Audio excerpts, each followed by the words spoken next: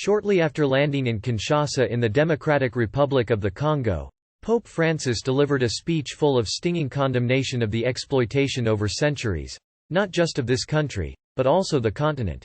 He talked of political strangleholds giving way to economic colonialism, which he said was equally enslaving.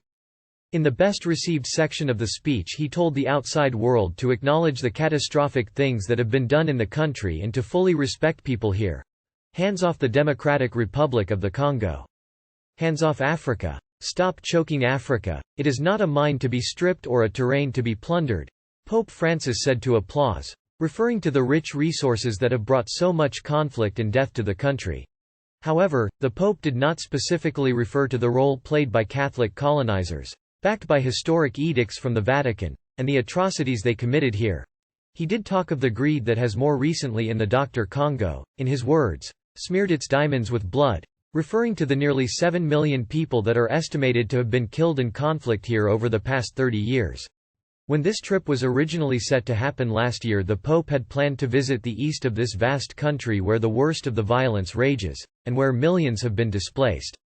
But he postponed until now because of health problems centered around his mobility, and now security concerns mean there will be no trip to the east.